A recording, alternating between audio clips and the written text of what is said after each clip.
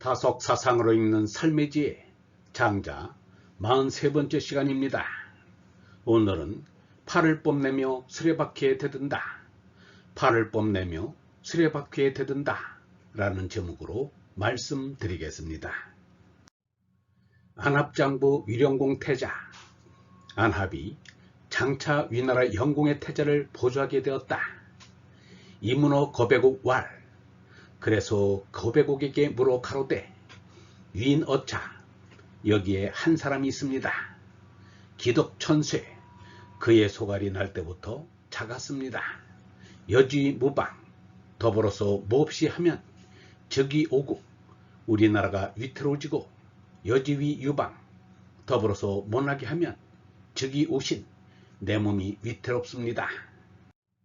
기지적족 이지인지과 그의 삶은 남의 허물을 아는데 알맞게 흡족합니다. 이부지 기소이과 그런데도 그 자신의 잘못한 바를 모릅니다. 약연자 그와 같은 일을 오내지야 나는 어찌해야 합니까? 거배국 왈 거배국 가로되 선제 문호 그 물음은 훌륭합니다.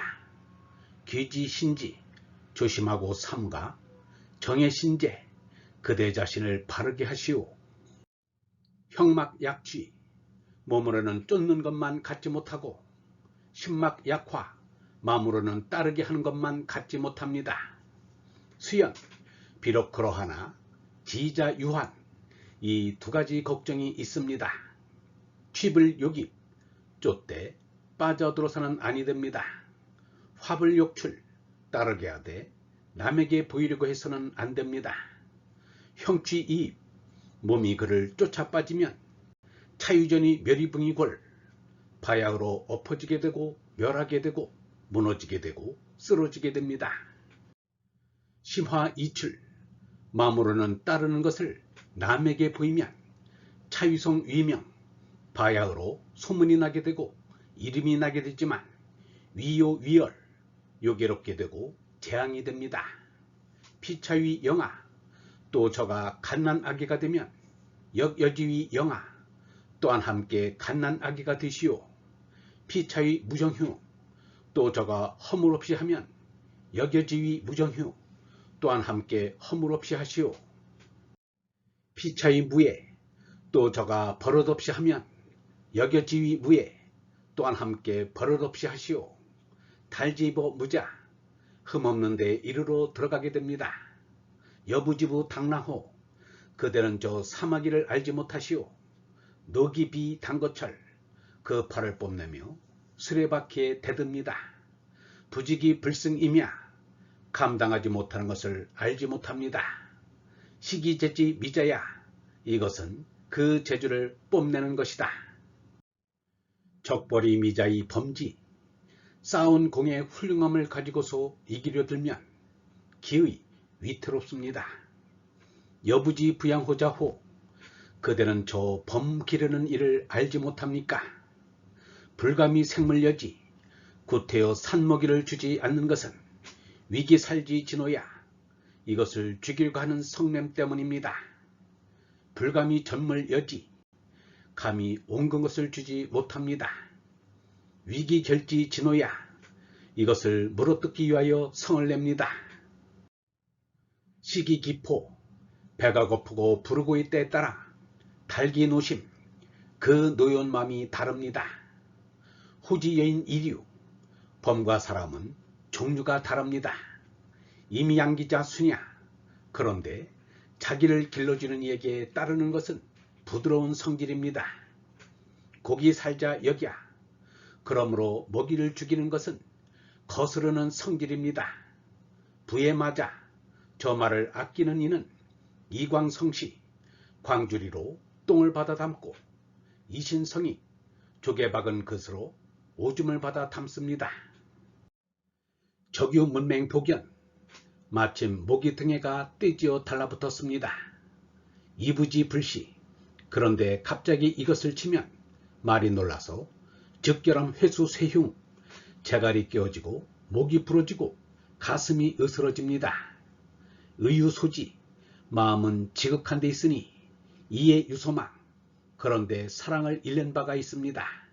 값을 시냐 옳게 삼가지 않아서입니다. 여기에 나오는 안합, 위령공태자, 거배곡 등은 역사에 나오는 인물들입니다. 그러나 여기서는 장주가 쓴 시나리오에 따라 연극을 하는 등장인물에 지나지 않습니다. 안합이 위나라의 영공의 태자를 보조하게 되었습니다. 저 유명한 관포지계의 주인공인 관중과 포수가도 왕자들의 보좌관을 하였습니다. 제나라 희공에게는 세 아들이 있었습니다. 첫째 왕자가 죄하요, 둘째 왕자가 주요, 셋째 왕자가 소백이었습니다. 첫째 왕자 죄하는 태자가 된 뒤 희공을 이어 양공이 되었습니다. 관중은 귀의 스승이었고 포수가는 소백의 스승이었습니다. 양공이 그의 누이 문강과의 근친 상간으로 말미암아 나라가 어렵게 되었습니다. 그때 다른 나라의 망명 중이던 기와 소백이 경쟁적으로 귀국하여 왕위를 승계하려 하였습니다. 형제간의 굴육상장은 소백의 승리로 돌아갔습니다. 소백이 바로 패자 제나라 환궁입니다. 그때 포수가가 환궁에게 관중을 추천하였습니다. 관중에 의하여 환궁이 첫 패자가 되었던 것입니다. 제 자식을 가르치기도 어렵습니다. 남의 자식을 가르치기는 더욱 어렵습니다. 임금될 태자를 가르치기란 더더욱 어렵습니다. 그러므로 안합이 거배곡에게 자문을 청하게 되었습니다. 인류로부터 성인으로 초청받는 공자도 50살이 되어서야 하느님이 주시는 얼생명을 알게 되었다고 하였습니다. 50살 전에는 짐승살이를 하였다는 말입니다. 유영문은 말하였습니다. 우리는 이미 정신세계에서 하느님과 연락이 끊어진 지 오래이다. 그리하여 사람들이 이승의 짐승이 되었다. 우리들이 산다는 것이 혈육의 짐승이다. 우리는 하느님으로부터 성령을 받을 때 사람이 회복된다. 그러나 사람이 하느님으로부터 성령을 받는 것이 쉬운 일이 아닙니다. 그야말로 하늘의 별따기만큼 어렵습니다. 안합이 거배곡에게 물었습니다. 그의 소갈이 날 때부터 작았습니다. 더불어서 몹시 하면 우리나라가 위태로지고 더불어서 못하게 하면 내 몸이 위태롭습니다. 그는 남의 허물은 알아도 제 허물은 모릅니다. 그와 같은 일을 내가 어찌 해야 합니까? 거배곡이 대답합니다. 조심하고 삼가 그대 자신을 바르게 하시오. 몸으로는 그를 쫓고 마음으로는 그가 따르게 하시오. 다만 쫓대 빠져들지 말고 따르게 하되 과시하지 마시오. 거배곡은 세 가지 예화를 들었습니다. 하나는 내 공을 믿고 대들지 말라는 것입니다. 이것은 사마귀가 수레에 대드는 것과 같은 어리석은 짓이라는 것입니다. 또 하나는 진성을 자각하지 않도록 삼가라는 것입니다. 범을 기르는 이가 산 짐승을 먹이로 주지 않는 것은 산 것을 죽이느라 진성을 드러내기 때문이라고 했습니다. 마지막 하나는 생각해 주더라도 지혜롭게 해야 한다는 것입니다. 말에 붙은 등에를 잡아준다고 갑자기 등에를 치면 말이 놀라 날뛰게 되어 말이 큰 상해를 입게 된다는 것입니다. 진시황의 둘째 왕자 호해는 이사와 조고의 음모에 의하여 2세 황제로 등극하였습니다. 그리하여 형 부소에게 사약을 내렸습니다. 22명이나 되는 형제 자매를 암살하거나 공개 처형하였습니다. 이사도 요참형을 당하였습니다. 호해 자신도 조고에게 죽임을 당하였습니다. 조고는 자영에게 죽임을 당하였습니다. 그 동안에 진나라도 붕괴하고 말았습니다. 장주는 진나라의 붕괴를 보지 못하였지만 예언한 셈이 되었습니다. 플라톤의 저서인 국가에는 플라톤이 그린 유토피아의 청사진이 들어있습니다. 그러나 그 청사진을 구현할 길은 없었습니다. 마치 공자가 훌륭한 정치 철학을 품고 있었으나 구현할 기회를 가지지 못한 것과 같습니다. 그러던 가운데 BC 337년에 그때 번영을 누리던 시실리 섬에 있는 시라큐 성주인 디오니소스가 플라톤을 스승으로 초빙하였습니다. 플라톤은 임금을 가르치는 것이 이상국가를 이루는 첩경이 될 수 있다고 생각하여 시실리로 갔습니다.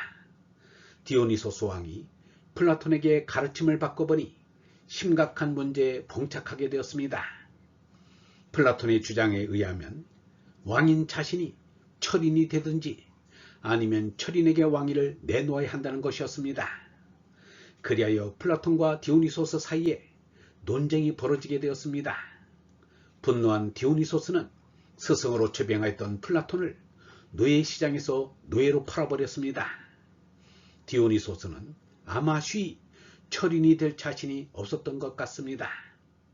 노예가 된 대철학자 플라톤은 그의 보시오 제자인 안니키리스에 의해 겨우 구출되었습니다. 플라톤은 당랑거철의 희생물이 될 뻔하였던 것입니다. 유영모는 교육에 대하여 이러한 말을 하였습니다. 아이를 정말 잘 인도하려면 애가 따라올 만큼 앞서 걸으면서 제가 걸어오는 대로 내버려둬야 한다. 교육이란 학생을 제대로 내버려둬야 한다. 제가 오를 타고 갈 수 있도록 내버려둬야 한다.